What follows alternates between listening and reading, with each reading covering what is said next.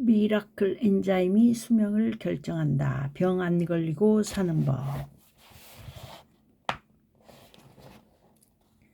시냐 히로미 지음. 페이지 52쪽입니다. 모든 약은 기본적으로 독이다. 모든 약은 기본적으로 독이다. 많은 사람들이 아무렇지도 않게 약을 복용한다. 그러나 모든 약은 기본적으로 우리 몸에 독이라는 사실을 기억해 두자. 화학약품을 싫어하는 사람이라도 한방약이라면 부작용도 없고 몸에 해도 없다고 믿기 쉬운데 이 역시 잘못된 생각이다.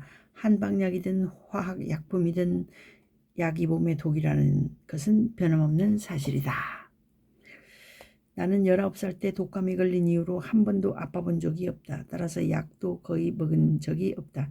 나처럼 몇십 년 동안 약을 먹지 않고 술이나 담배는 물론 농약이나 식품 첨가물이 함유되어 있지 않은 식사를 계속하다 보면 조금이라도 약이 들어갈 경우 몸이 아주 민감하게 반응한다.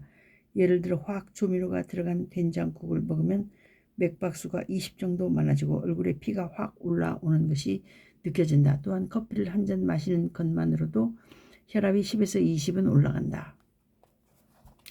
이처럼 소량의 약으로도 반응하는 것을 화학약품 과민증이라고 하는데 내 견해로는 완전히 주객전도된 것이다.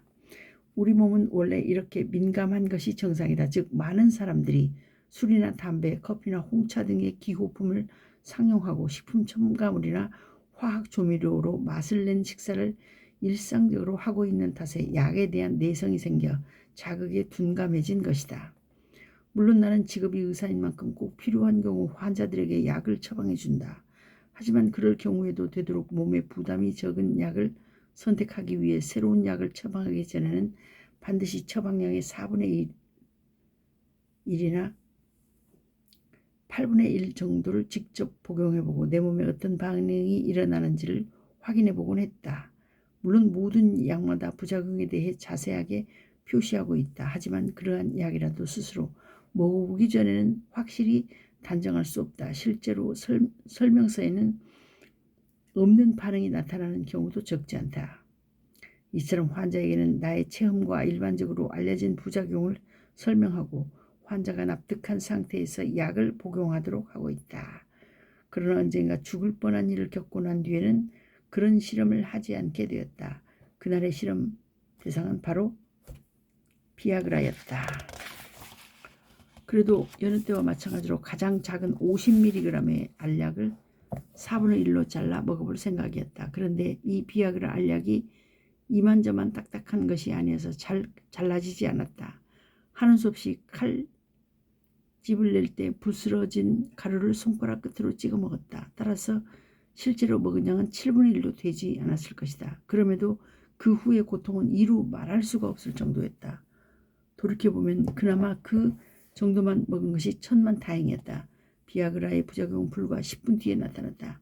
가장 먼저 나타난 반응은 코가 막히는 증상이었다. 숨이 가쁘다고 생각하는 순간 얼굴이 갑자기 퉁퉁 부은 느낌이 들었다. 이후로도 숨이 가쁜 증상은 점점 심해져 혹시 이대로 질식해서 죽는 것은 아닐까 싶을 정도였다. 그때 얼마나 고통스럽고 불안했던지 나도 모르게 제발 죽지만 않게 해달라는 기도가 저절로 나왔다.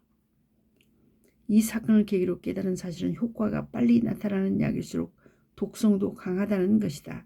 약을 선택할 때는 효과가 강한 약, 즉 효성이 있는 약은 그만큼 몸에 해가 된다는 것을 잊지 말도록 하자. 위장약 중에도 생각지도 못한 부작용이 있는 경우가 적지 않다. 예를 들어 남성이 소화성 궤양 치료제나 H2 블로커 계열의 위약을 상용하면 발기장애를 일으킬 수 있으며 정자수가 급속히 감소한다는 데이터가 나와 있다. 따라서 최근 급증하고 있는 남성 불임은 많은 종류의 강한 제산제를 복용하는데도 그 원인이 있을 것이다. 병원에서 이것저것 많은 약을 처방받는 것에 익숙해진 사람 중에는 자신이 복용하는 약이 어떤 것인지 어떤 효과와 부작용이 있는지를 모르는 경우도 있을 것이다. 그러나 어떤 약이든지 우리 몸의 부담을 강요하게 마련이므로 약을 복용할 때는 어떤 위험이 있는지를 확실히 알아두어야 한다.